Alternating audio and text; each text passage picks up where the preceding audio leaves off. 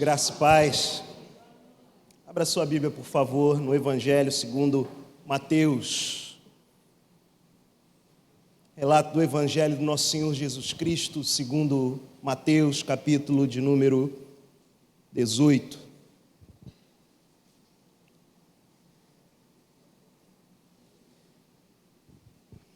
Mateus 18, nós vamos ler apenas os 4 primeiros versículos.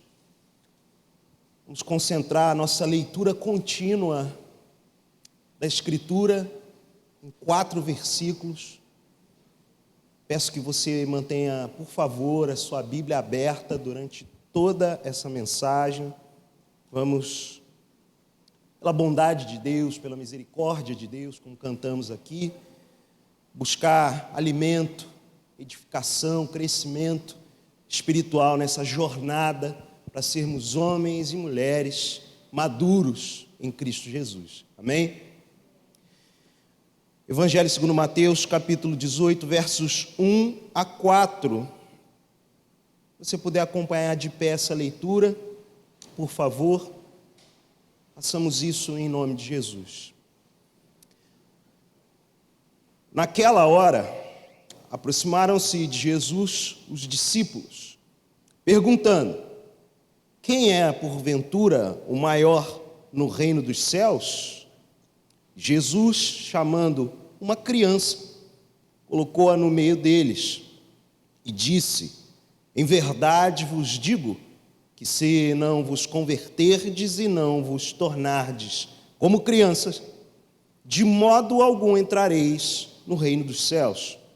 Portanto, aquele que se humilhar como esta criança, esse é o maior no reino dos céus. Vamos fazer mais uma oração, por favor? Feche seus olhos. Senhor, Deus Pai Todo-Poderoso, viemos aqui na Tua santa presença ouvir o ensino do Deus Filho, Jesus Cristo, que nos toma pela mão nessa jornada rumo à maturidade que precisamos ter, que o Senhor tem como propósito para cada um de nós que tem sido chamados das suas mais variadas realidades particulares, contextos individuais, para uma vida onde o Teu reino passa a ser o grande propósito. Deus, te agradecemos porque a salvação nos leva para essa realidade do governo de Deus na nossa vida. Para aqueles que já desfrutaram disso, eu peço que essa palavra seja renovo, reavivamento, Pai, renovação de compromisso contigo. Para aqueles que ainda não experimentaram dessa bendita experiência do novo nascimento, eu peço, Senhor, não deixa ninguém de fora, que a Tua graça e misericórdia se manifeste para a glória do Teu nome essa noite, que Tu és o mesmo Deus que opera tudo em todos, de modo que a manifestação do Teu Espírito Santo possa continuar fluindo no meio da congregação, da assembleia solene, na casa de oração, para a glória do Teu nome. Amém e amém. Podem se sentar, queridos, queridas, gente de Deus, povo de Deus. A nossa série de mensagens nesse mês tem avançado. Vamos avançar nessa ideia de sermos maduros em Jesus Cristo, amadurecidos na fé cristã. Isso é uma jornada, é uma caminhada. O Bispo Weber já respondeu algumas perguntas com vocês aqui nos últimos encontros à noite. Quem é Jesus? Quem somos nós? Por que Jesus veio ao mundo? Para que Ele veio? E hoje eu quero pensar com você, à luz desse texto objetivo, muito precioso, o quarto grande discurso de Jesus no Evangelho de Mateus. Eu quero tentar responder 2 perguntas. junto com vocês, à medida que lemos a palavra de Deus. A primeira delas é: onde começa a maturidade cristã? Lembrando, a série tem como título A Jornada, Caminho para a Maturidade Espiritual. Portanto, a primeira pergunta é: onde começa essa maturidade cristã? A segunda pergunta que eu quero responder, à luz da palavra de Deus, é: para onde essa jornada nos leva? O texto nos ajuda muito nesse sentido, e vale, evidentemente, como sempre fazemos aqui, quando abrimos a Sagrada Escritura, pensar na nossa realidade. O texto foi escrito num dado momento do tempo e do espaço, conta a história do nosso Senhor e Salvador Jesus, com seus discípulos, com aqueles que trilhavam uma jornada com Ele, e foram chamados a essa proposta de maturidade cristã, saírem da condição de meninos para se tornarem homens de Deus, e mais do que isso, pescadores de homens, de vidas, crianças, mulheres, enfim. E como nós lemos aqui, o texto começa, é uma conversa, um rápido diálogo. Começa com um diálogo e por todo o capítulo 18 estende-se em um discurso de Jesus, em um ensino de Jesus. Mas esse ensino tem como ponto de partida uma pergunta que não apenas revela o coração daqueles que seguiam Jesus naquele momento do tempo e do espaço, como também revela muito do nosso coração hoje. A gente acabou de sair de um gigantesco contexto de disputa no nosso país. Eu talvez seria muito otimista de dizer que a gente saiu.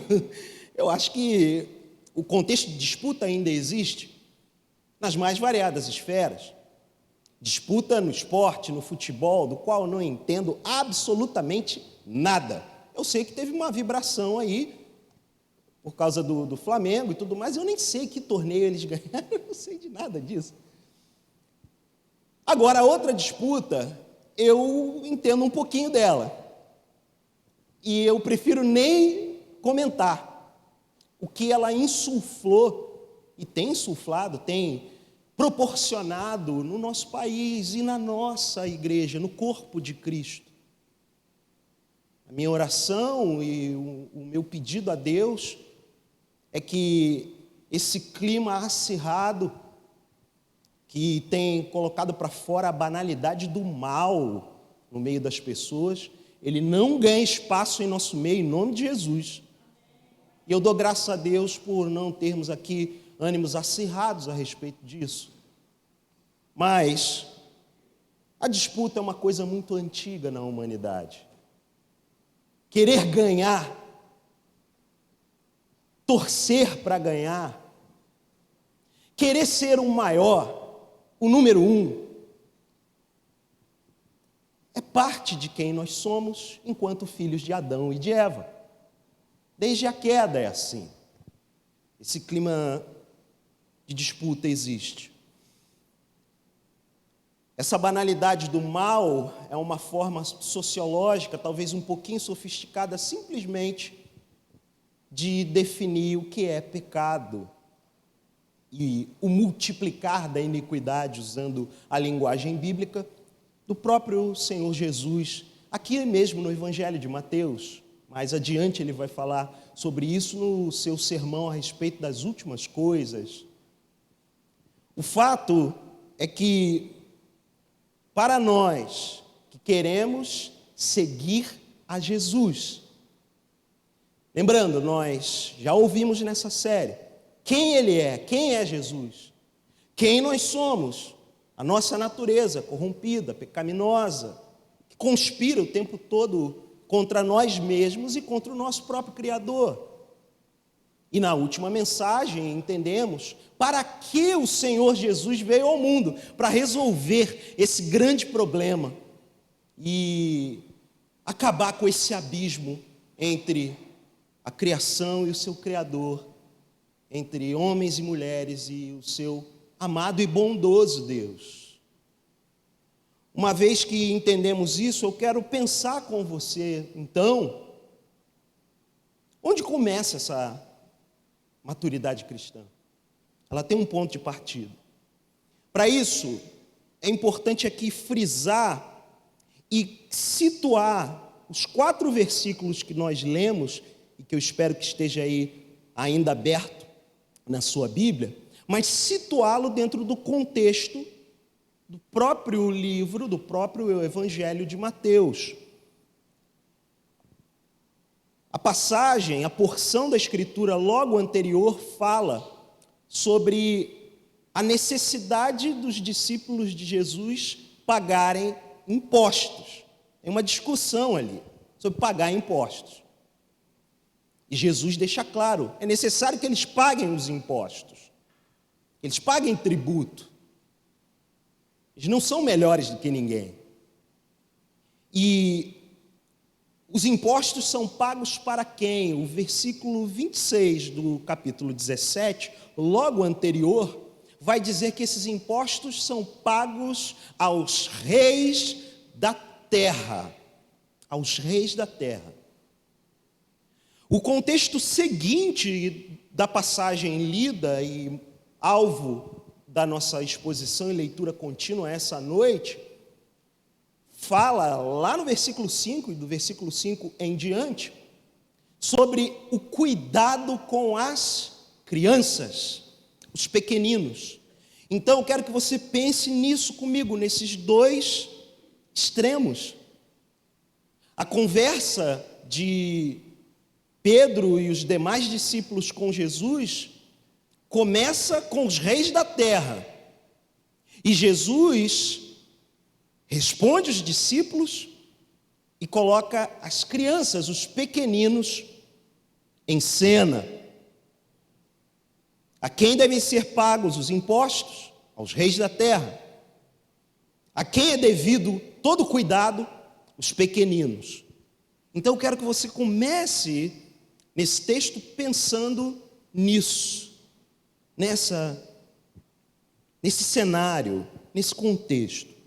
E o versículo 1 diz assim, capítulo 18, naquela hora, ou seja, logo depois da conversa sobre os impostos e a identificação de a quem deveria ser pago os impostos, os reis da terra, portanto, naquela hora, naquela mesma conversa, aproximaram-se de Jesus os discípulos.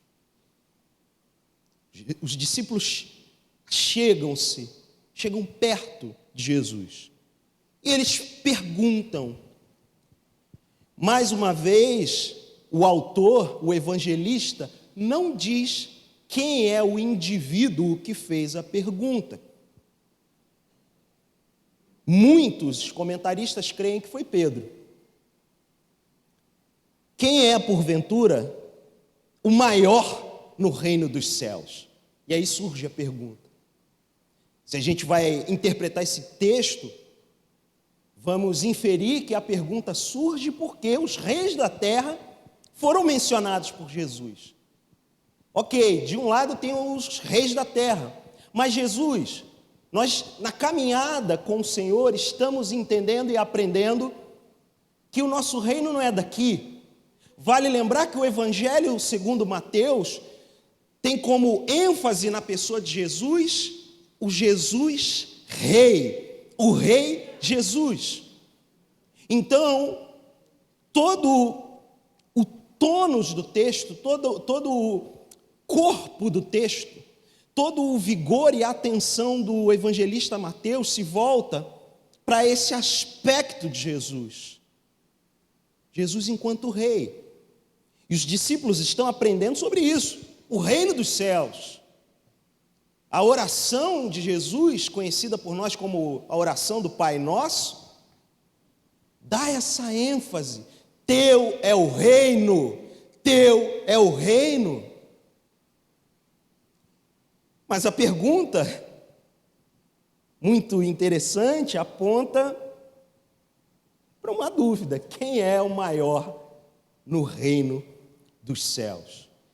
Em outras passagens no Novo Testamento, em outras conversas entre discípulos, entre parentes de discípulos e Jesus, esse tipo de pergunta, com palavras diferentes, mas com o mesmo significado, com a mesma intenção, elas surgem, não é?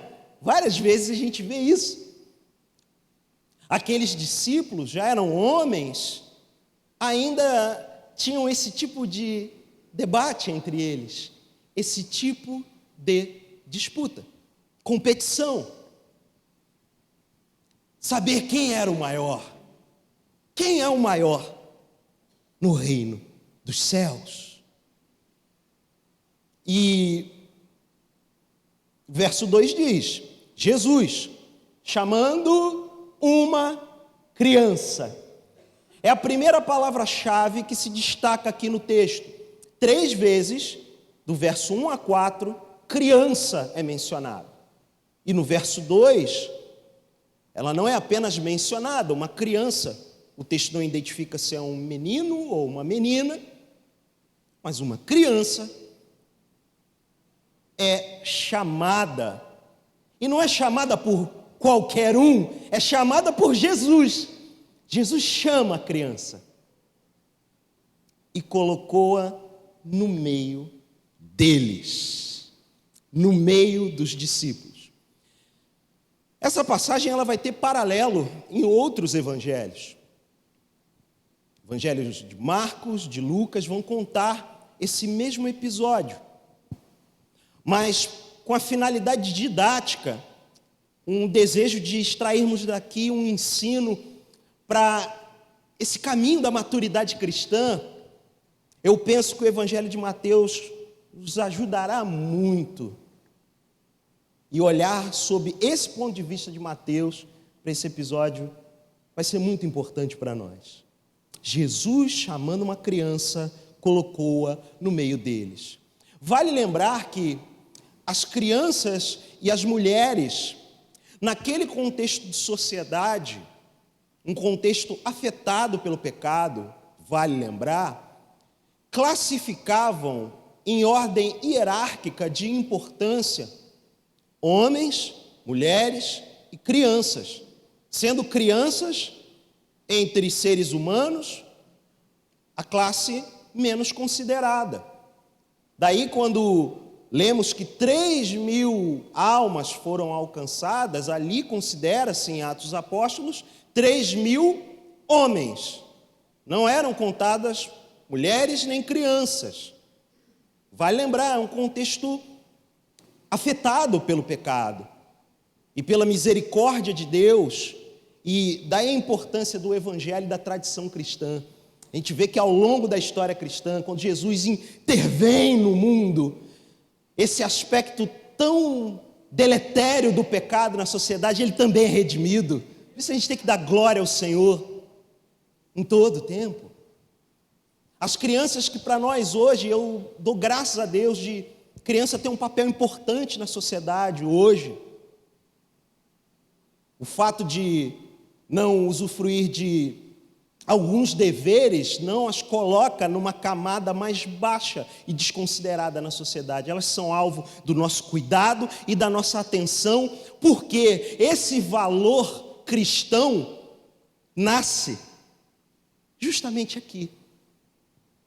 Algumas legislações do Ocidente, inclusive, usam textos como esse para basear suas leis de cuidado infantil. Coisa interessante e uma manifestação maravilhosa da graça comum. Jesus pega uma criança que naquele contexto era considerado o menor, não apenas o menor no que diz respeito à estatura, mas o menor enquanto importância civilizatória na sociedade.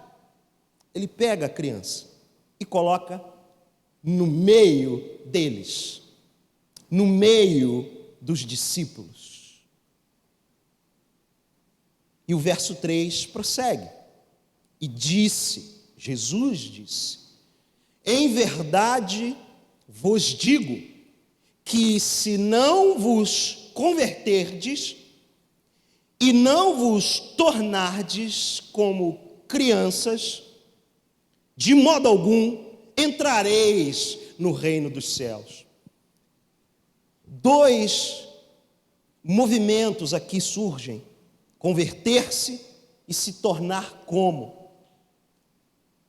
Voltar, literalmente, da direção que você está indo, o caminho que vocês estão seguindo, é necessário que vocês voltem, se voltem. Mais adiante vamos falar, se voltem para quem? Não para o que meramente, mas para quem? E se tornem como? Tornem como quem? Como essas crianças. Como uma criança como essa aqui, um menino ou uma menina. Dependente, talvez desconsiderado, não contado, mas torne-se como ele. Porque sendo como a criança, ou melhor, não sendo como a criança, e não se voltando, não tendo essa conversão, a questão não vai ser se você vai ser o maior ou o menor no reino de Deus. Você nem vai entrar no reino de Deus, discípulo. Vocês nem vão entrar no reino de Deus, no reino dos céus, linguagem referente a reino de Deus, muito comum dentro do Evangelho de Mateus. Vocês não vão sequer entrar no reino de Deus. O ponto aqui não é o maior ou o menor, é ter a bênção e o privilégio de entrar no reino dos céus. Para isso é necessário conversão e um coração como o dos pequeninos. Gramática, meu irmão, minha irmã, da cristologia, do estudo sobre quem é Jesus, foi a primeira mensagem dessa série. Ela tem como tema central, ou um dos temas centrais, uma palavra muito importante e muito banalizada na nossa cultura: humildade. O ponto aqui é esse. Lidos esses três primeiros versículos, nós vamos começar a escavar as nossas respostas às perguntas que eu levantei no início da mensagem, com esse objetivo: entender um pouquinho sobre humildade. Humildade é algo banalizado na nossa cultura e no nosso contexto, não é? A gente usa no populacho, na linguagem popular, coisa, não, humildão. Sou humilde. Geralmente, perceba, quando se fala de humildade, a coisa ganha um tom meio de chacota. É um nefasto programa televisivo de humor usava as sandálias da humildade. E aí os caras perseguiam algumas celebridades por aí e dava lá o chinelo lá para supostas celebridades arrogantes. E a coisa ela vai sendo tratada assim, de uma maneira jocosa, ou de uma maneira vitimista, o que também é muito comum na cultura brasileira. O humilde tem esse aspecto do coitadinho, tem esse olhar nublado a respeito do que é humildade. Se a gente vai tentando elaborar mais ainda a questão, muitas vezes a gente chega à conclusão de que, como eu vou ser humilde? Porque você deixa de ser humilde e se diz, não, eu sou uma pessoa muito humilde. É um tema tão complexo, e imagino eu, que ganhou esse tom meio jocoso e é tratado de forma debochada, porque, na verdade, humildade é algo absolutamente complexo de se viver. Porque se você fala sério, se você se leva a sério e fala, não, eu sou muito humilde, pronto, acabou. Porque você se orgulha na sua suposta humildade. Percebam, e esse é o ponto. Humildade não é uma virtude humana. Eu vou dizer mais uma vez, humildade não é uma virtude humana. Humildade é uma virtude graciosa que só é possível se viver quando Deus confere a alguém. Apenas assim. O que eu quero dizer é, você pode me perguntar, João, então só um cristão e um seguidor de Jesus é alguém humilde? Não. Outras pessoas podem ser humildes, ter humildade. E a graça comum de Deus vai se manifestar ali, naquele indivíduo, naquele homem, naquela mulher que tem tal atributo. Todo dom perfeito e toda boa dádiva desce do alto, dos céus, do Pai das luzes, no qual não há sombra alguma de variação. Então tudo que manifesta algo divino na terra, saiba, não tenha dúvida, vem do Senhor Jesus, vem de Deus. É esse mesmo Deus que opera tudo em todos, como diz Paulo escrevendo em 1 Coríntios 12:6. Então, o meu exercício com você, nessa jornada, nesse caminho rumo à maturidade cristã, é considerar isso, humildade, não como um atributo, uma característica, uma virtude humana. Muitas vezes as pessoas falam, puxa, que pessoa mais humana, né? Ou está faltando humanidade nas pessoas. Não, a humanidade, por si só, ela só revela a nossa natureza, segundo a mensagem da série, quem nós somos, gente intrinsecamente má, profundamente má, que na primeira oportunidade de manifestar a maldade, vai manifestar. Por isso dependemos do nosso Senhor Jesus, dependemos dele o tempo todo, porque como cantamos aqui, ele é bom, ele é, nós não somos. E se a gente for tratar, nos isolando tanto do deboche quanto do coitadismo, vamos reconhecer que humildade é algo bom, não é?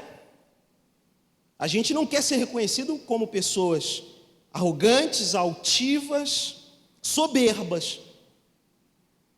Queremos ser conhecidos, pelo menos eu gostaria de ser conhecido, como alguém, esse cara é humilde. Mas não é humilde porque se faz de coitado, se vitimiza, ou não é humilde por o tempo todo querer sinalizar tal virtude, forçar a barra. Simplesmente é humilde porque foi alcançado graciosamente pelo Rei humilde Jesus. Esse é o ponto, e por isso, gente querida, eu quero responder, tentar à luz da Sagrada Escritura responder a primeira pergunta. Onde começa, portanto, a maturidade cristã? Aonde ela começa? Eu creio, penso à luz do texto, que ela começa na humildade. A maturidade cristã, portanto, começa na humildade. Ou seja, a maturidade cristã começa com algo que naturalmente nenhum de nós tem. A maturidade cristã começa porque Jesus veio ao mundo e, ao se encarnar, mesmo sendo Deus, abriu mão da sua glória, foi o Rei humilde, o exemplo humilde, o Deus humilde, que humilhou a si mesmo e graciosamente nos abre o caminho para essa vida humilhada, acima de tudo diante dele. Parte A do verso 4 de Mateus 18. Portanto, aquele que se humilhar como esta criança, aquele que se humilhar como esta criança. Gente amada, aqui a leitura contínua, ela é muito importante, porque a ordem dos fatores altera o produto aqui, sim. A lógica da matemática, ela não prevalece aqui. Aqui é a lógica do reino de Deus, que invariavelmente subverte as lógicas humanas. Porque o que Jesus está fazendo é justamente isso, ao pegar essa criança como o paradigma da humildade. Nós lemos anteriormente, no verso 3, Em verdade vos digo que se não vos converterdes e se não vos tornardes como crianças, de modo algum entrareis no reino dos céus. E ele segue dizendo: portanto, aquele que se humilhar como esta criança, só é possível se humilhar, só é possível o exercício da humildade quando da conversão, quando do se tornar criança, quando do novo nascimento, como aconteceu com aquele homem chamado Nicodemos, que precisava entender isso, que precisava ir para além da lógica biológica humana. Não é voltar para o ventre da sua mãe, é nascer de novo, é ser alvo desse milagre do novo nascimento, o milagre da salvação. Portanto, a maturidade cristã, ela começa nisso. Começa na resposta da pergunta da última mensagem. Por quê? Para que Jesus veio ao mundo? Para que ele veio ao mundo? Para salvar pecadores. Para salvar pecadores. Absolutamente pecadores que quase que 100% de nós vivem disputando uns com os outros e por vezes não tendo com quem mais disputar, disputando consigo mesmo, vivendo vidas agitadas, amarguradas, cansadas, aflitas, por causa do pecado, dessa natureza que conspira contra nós, que deflagra transtornos e doenças das mais variadas no âmbito da mente e das emoções. A gente vive nisso, vive em disputa, porque naturalmente é impossível se humilhar. O ato da humilhação, gente querida, é um ato sobrenatural. O que Jesus propõe na parte A do verso 4 não é algo humano, não é fruto da força de vontade, da força do pensamento.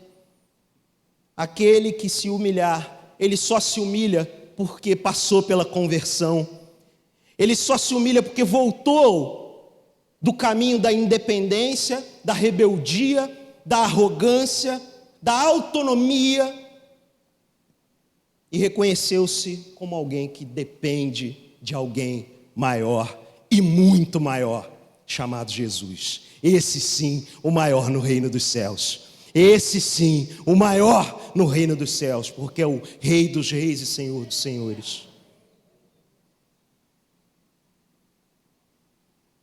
Quando Deus estabelece uma aliança com Salomão, o maior em termos de inteligência, como a narrativa do Antigo Testamento nos apresenta, quando Deus faz uma aliança com Salomão, qual é o princípio que é colocado para Salomão enquanto rei, enquanto alguém que era um rei da terra, que governava? Segundo Crônicas 7,14 nos mostra a palavra de Deus na aliança. Se o meu povo, que se chama pelo meu nome, percebam, é o meu povo, é Deus reivindicando aquilo que é dele e de mais ninguém. Se o meu povo, que se chama pelo meu nome, se humilhar, e aí a gente tem uma sequência, e orar, e me buscar, e se converter dos seus maus caminhos, então eu ouvirei dos céus, perdoarei os seus pecados e sararei a sua terra. Lá no Antigo Testamento, para aquele que era o maior em termos de inteligência, atraía outros governantes e reis da terra, de todo mundo conhecido, para aprender da sua sabedoria. E quando lemos o texto sagrado e os textos de sabedoria do Antigo Testamento, a gente percebe que a falta de humildade foi talvez o maior calcanhar de Aquiles de Salomão na sua jornada espiritual. Jesus estabelece bem esse padrão aqui também no Evangelho segundo Mateus, no conhecidíssimo texto do Sermão do Monte, a abertura do Sermão do Monte, as bem-aventuranças. A primeira delas é descrita em Mateus 5,8 como: bem-aventurados os humildes de espírito, porque deles é o reino dos céus. O que Jesus está fazendo aqui em Mateus 18, o texto que nós estamos lendo, buscando inspiração e ensino para a nossa vida, ele está reforçando um princípio lá do primeiro discurso dele, registrado por Mateus, o Sermão do Monte. Mateus 5,8, mais uma vez: bem-aventurados os humildes de espírito. Por quê? Porque deles é o reino dos céus. O humilde de espírito não se importa quem é o maior ou o menor. Ele reconhece a graça de ter entrado nessa realidade, nesse governo do reino dos céus, porque foi salvo pela graça. E isso lhe basta. A graça nos basta. Os apóstolos vão elaborar o tema também. Paulo, na sua cristologia, no seu ensino sobre Jesus, em Filipenses 2, nos versos 6 até 9, provoca a igreja em Filipos a ter uma postura, uma atitude, mas que não é baseada neles mesmos e em sua própria performance, em sua própria história. O texto diz: tende em vós o mesmo sentimento, e algumas traduções vão colocar a mesma atitude, que houve também em Cristo Jesus, pois ele, Cristo Jesus, subsistindo em forma de Deus, não julgou como usurpação, não tomou para si o ser igual a Deus, antes a si mesmo se esvaziou, assumindo a forma de servo. Jesus, meu irmão, minha irmã, o Deus humilde, por isso eu falei aqui, o Rei humilde, ele se esvaziou da glória de Deus e assumiu a forma de servo. E o texto continua: tornando-se em semelhança de homens e reconhecido em figura humana. A si mesmo se humilhou. A si mesmo se humilhou, tornando-se obediente até a morte e morte de cruz. Só é possível trilhar o caminho da humildade porque o próprio Deus a si mesmo se humilhou. Não foi Pôncio Pilatos que humilhou Jesus. Não foram os judeus que o condenaram, o perseguiram, que humilharam Jesus. Não foram os pretorianos que espancaram e infligiram as feridas físicas sobre Jesus que o humilharam. Não foi um povo rebelde e distante de Deus que o humilhou. Ele a si mesmo se humilhou. Foi Jesus que se humilhou. Jesus tinha todo o poder para acabar com tudo aquilo. E a narrativa bíblica nos mostra isso. Foi a decisão amorosa e intencional de Jesus que o colocou na condição de humilhação, de humilhado. O apóstolo Pedro, que ao longo da sua jornada de maturidade cristã, os evangelhos mostram isso, né?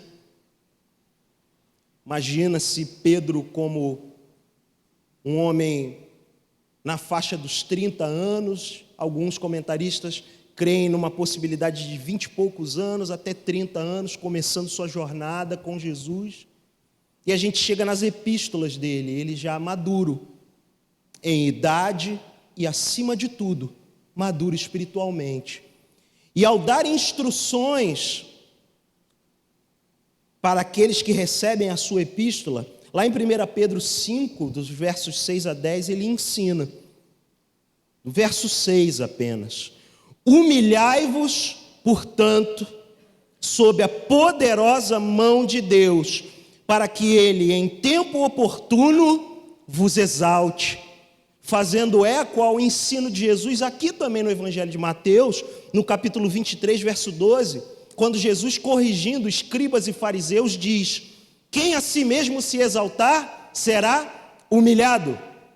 E aí é a humilhação enquanto o vitupério, a vergonha, o castigo sob a lógica da humanidade. Mas a quem a si mesmo se humilhar, será exaltado. Quando leio Pedro falando, escrevendo essa carta, em 1 Pedro 5,6, humilhai-vos, portanto, sob a poderosa mão de Deus, eu volto meus ouvidos e minha memória ao que a tradição cristã diz sobre quando do martírio de Pedro ele foi condenado à crucificação.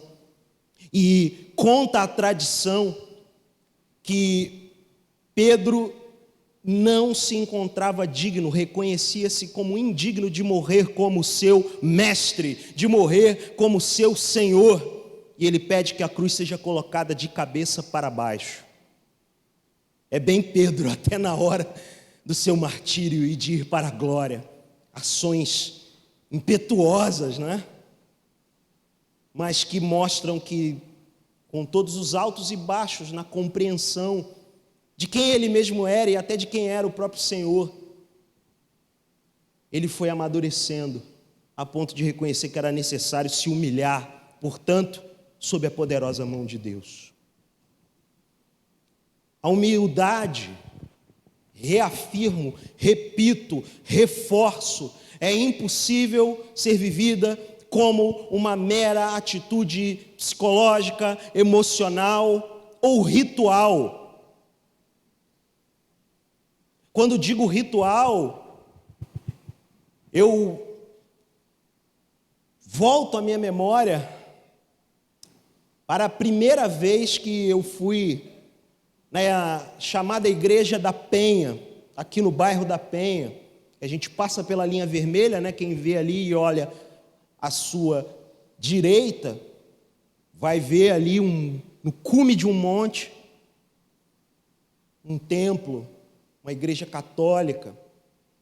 E eu me lembro que a gente foi naquele Tivoli Park, e a gente começa a revelar, né, as origens setentistas, oitentistas.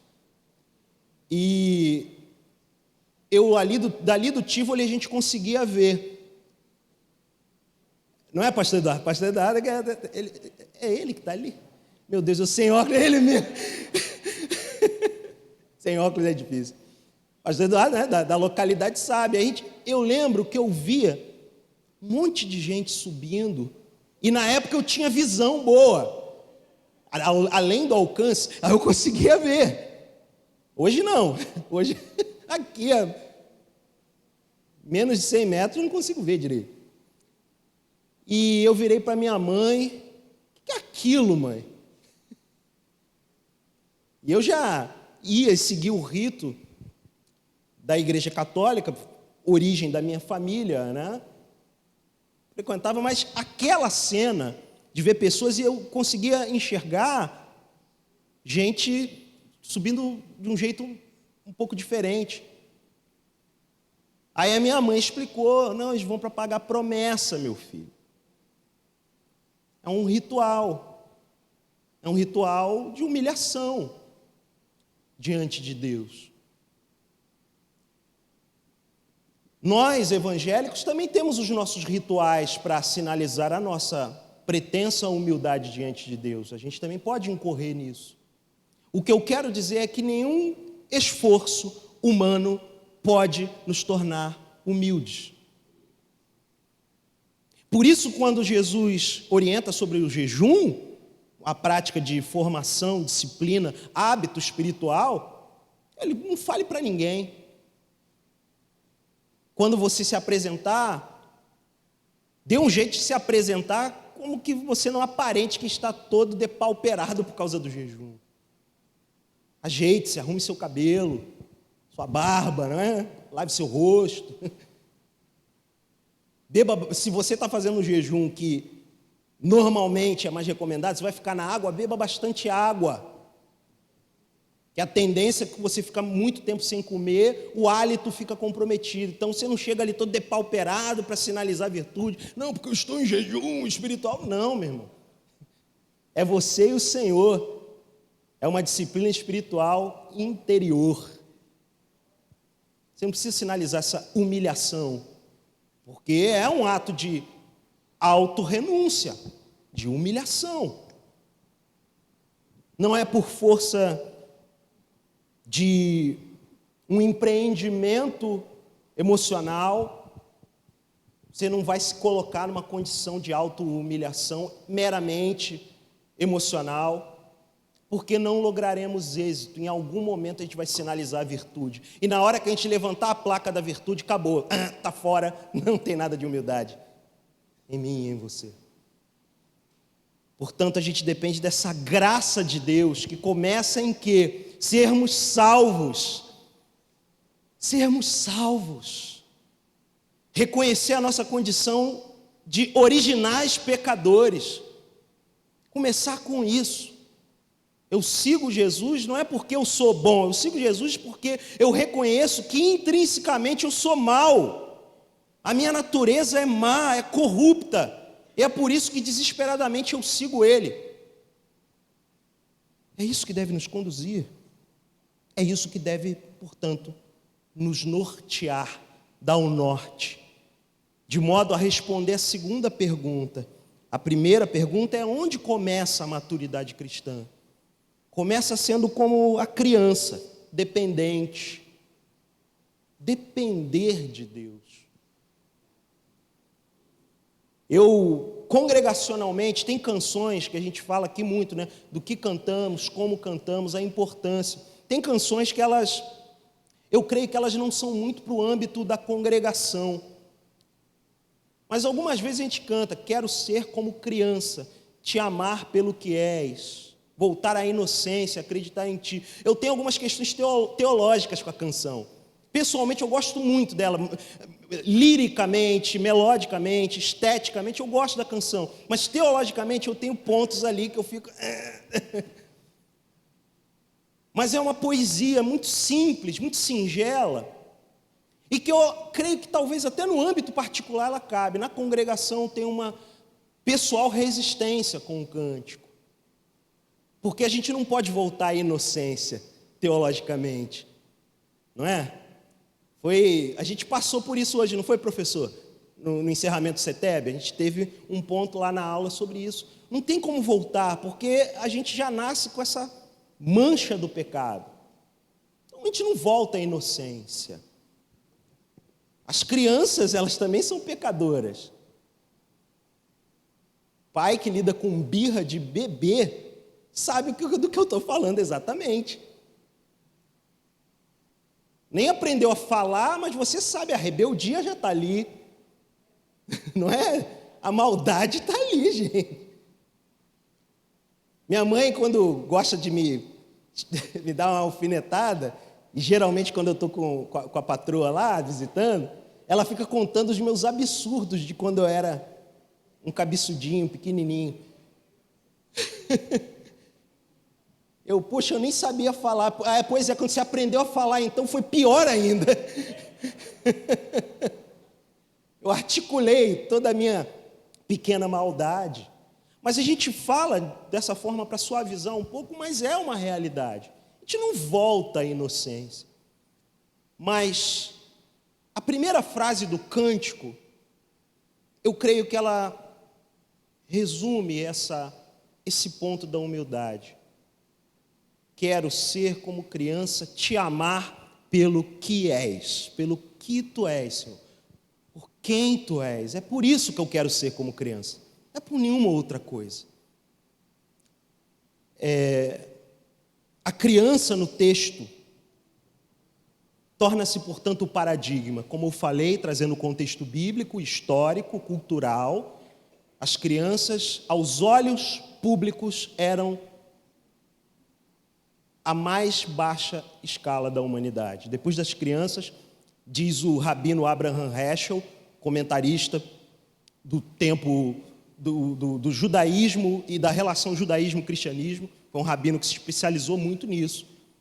Ele diz que depois das crianças eram os animais. Olha só, gente, o que é uma sociedade corrompida, o que era o mundo antes de Jesus. O mundo ainda é mau, ainda jaz no maligno, mas tenha certeza, o que a gente olha hoje como o avanço, inclusive nessa área do cuidado das crianças, a mão do cristianismo está ali, e mais ainda, as digitais de um Deus gracioso e bondoso estão ali. Porque naquela época, eram os homens, no topo da cadeia alimentar, as mulheres e as crianças, o último na fila. E Jesus, com a lógica do reino de Deus, inverte tudo. Eu amo essas viradas de mesa de Jesus. Eu amo o reino de Deus.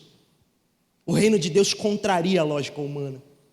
Os discípulos estavam ali antes debatendo sobre pagar imposto para os reis da terra. Quando falam do reino dos céus, falam quem vai ser o maior no reino. Jesus olhando e sabendo como era o coração dos discípulos e como é o meu e o seu coração, pega aquela que era considerada a menor das criaturas entre os humanos e fala: vocês querem entrar no reino de Deus? Seja igual a criança.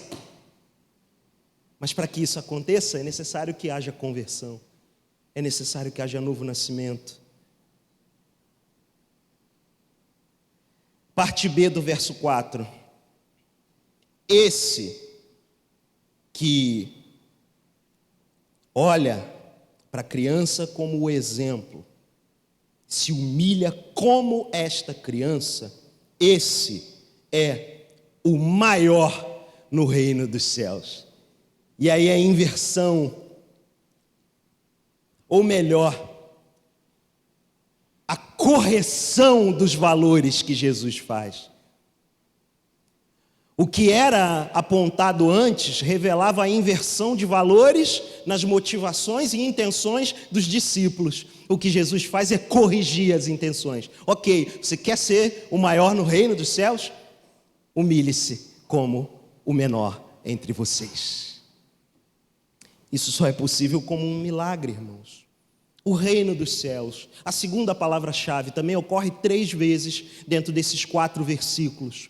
O que é o reino dos céus? Uma breve definição. O que é o reino de Deus, que surge como um grande tema para Jesus, 126 ocorrências só nos evangelhos.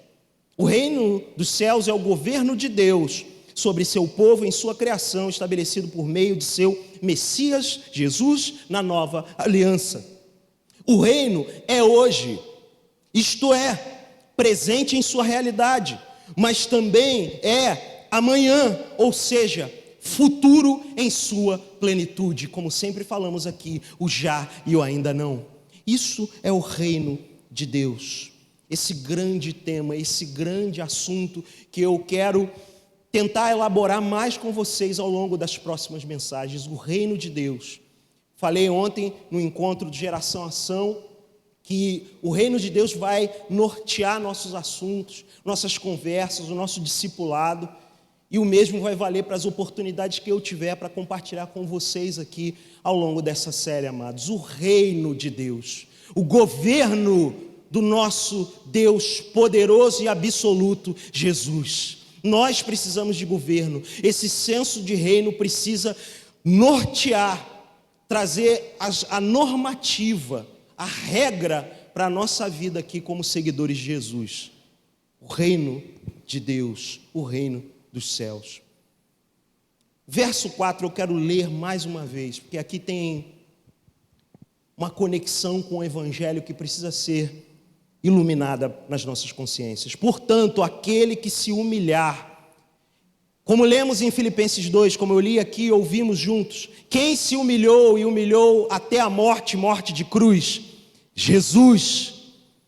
Portanto, aquele que se humilhar, isso aponta para a morte, para a cruz. Só é possível se humilhar se entregamos a nossa vida para aquele que se humilhou, tomando a forma de servo, esvaziando-se, humilhando-se a si mesmo, Jesus, porque é esse que também ressuscitou e é o maior dos maiores no reino dos céus. O texto diz: aquele que se humilhar como esta criança, esse é o maior no reino dos céus. A experiência do reino dos céus na sua plenitude só vai ser possível uma vez que passarmos pela ressurreição. Pelo poder da ressurreição. Jesus venceu a morte que foi fruto da sua obediência na cruz. Ele venceu a morte e está sentado hoje à destra do Deus Pai Todo-Poderoso.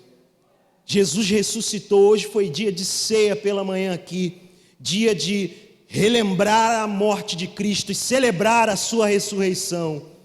Aquele que é digno de todo louvor, de toda honra. Se queremos trilhar o caminho da maturidade cristã, precisamos entender que aonde chegaremos, aonde essa jornada nos leva, é o reino de Deus, o reino dos céus, o reino, o governo poderoso, dinâmico, que intervém e literalmente controla todas as esferas, do já até que o ainda não se manifeste plenamente. E se existe um passo inicial a dar, é esse: humilhando-se. A humilhação, enquanto um exercício individual, eu já investiguei com vocês, ela é praticamente impossível. Só é possível humilhação em Cristo Jesus. Só é possível ser humilde, sobretudo se você nasceu de novo, por causa da graça de Cristo na minha e na tua vida. Como trilhar esse caminho, portanto? Em primeiro lugar, aproxime-se de Jesus. O texto começou no verso 1 do capítulo 18 com isso. Os discípulos se aproximaram de Jesus. Você veio aqui a um culto essa noite. Então você já deu esse passo. Esse passo prático você já deu. De alguma forma você está sinalizando: eu quero estar perto de Jesus, eu quero me aproximar dele. Mas aproxime-se de Jesus quando o culto acabar. Aproxime-se de Jesus essa noite, aos pés da sua cama, de joelhos, agradecendo pelo dia que você teve. Amanhã, a primeira coisa que você fizer, fale com o Senhor Jesus. Aproxime-se de Jesus. Ainda é tempo oportuno e gracioso para isso. Se aproximar dele, se aproximar de Jesus, estar perto de Jesus.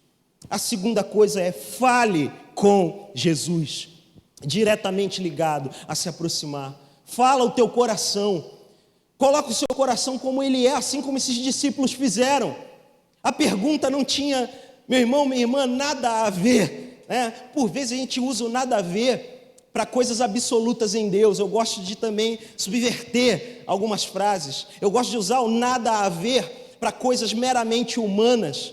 Mas Deus é tão gracioso e bondoso que até colocações absolutamente nada a ver, como a dos discípulos. Ora, que coisa absurda para falar para Jesus, não é? Quem é o maior no reino dos céus? Voltava Jesus e falava: ei, eu estou aqui, eu sou o que sou, eu sou o grande, eu sou. Mas não, Jesus graciosamente, misericordiosamente ensina aqueles discípulos. O que isso, essa pergunta infeliz dos discípulos me ensina? Ensina que é necessário falar com Jesus abertamente. Coloque o seu coração diante dele, fale com Jesus. Ah, mas talvez você pense: eu não sou um crente ainda, eu estou visitando aqui, um amigo meu me trouxe, eu estou vendo esse vídeo, seja lá o que for. Fale com Jesus, aproxime-se dele e fale com ele.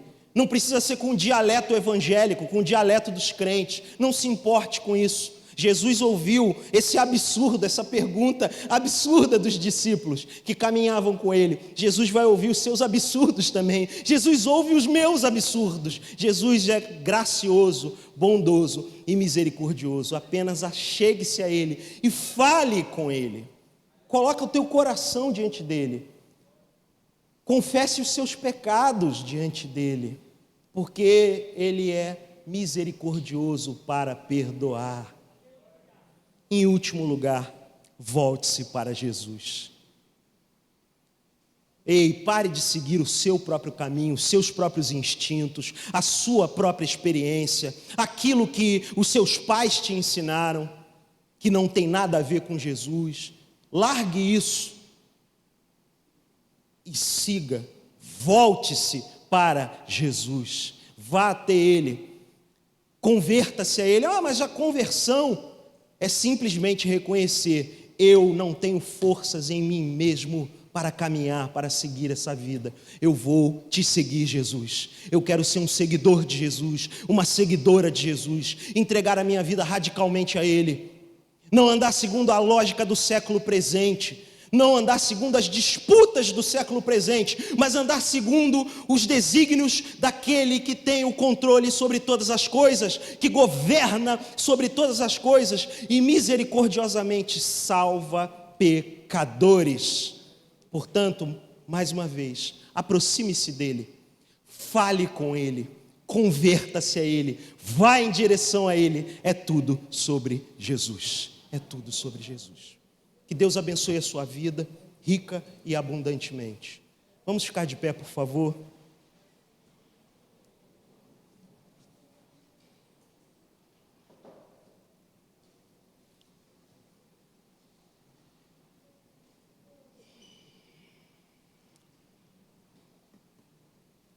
Se você tem identificado-se como